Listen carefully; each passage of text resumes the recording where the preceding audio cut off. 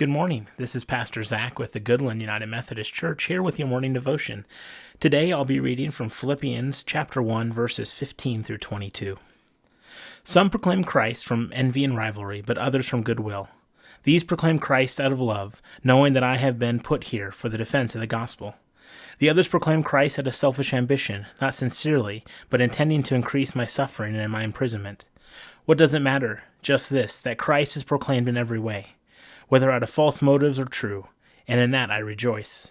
Yes, and I will continue to rejoice, for I know that through your prayers and the help of the Spirit of Jesus Christ, this will turn out for my deliverance. It is my eager expectation and hope that I will not be put to shame in any way, but that by my speaking and with all boldness, Christ will be exalted now as always in my body, whether by life or by death. For to me, living in Christ and dying is gain. If I am to live in the flesh, that means fruitful labor for me, and I do not know which I prefer. A reflection on this, called Let Us Keep to the Point by Oswald Chambers. My utmost for his highest, my earnest expectation and hope that in nothing I shall be ashamed. We all feel very much ashamed if we do not yield to Christ in the areas of our lives he's asked us to yield to him. It's as if Paul were saying, my determined purpose is to be my utmost for his highest, my best for his glory. To reach that level of determination is a matter of the will, not of debate or of reasoning. It is absolute and irrevocable surrender of the will at that point.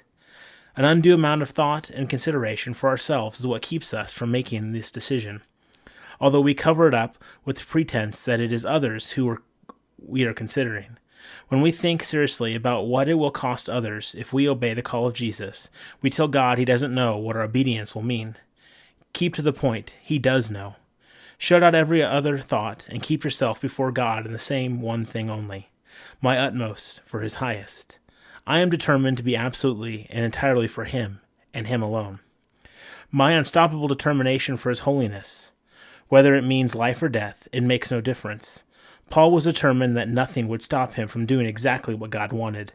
But before we choose to follow God's will, a crisis must develop in our lives. This happens because we tend to be unresponsive to God's gentler nudges. He brings us to the place where he asks us to be our utmost for him, and we begin to debate. He then providentially produces a crisis where we have to decide for or against. That moment becomes a great crossroads in our lives.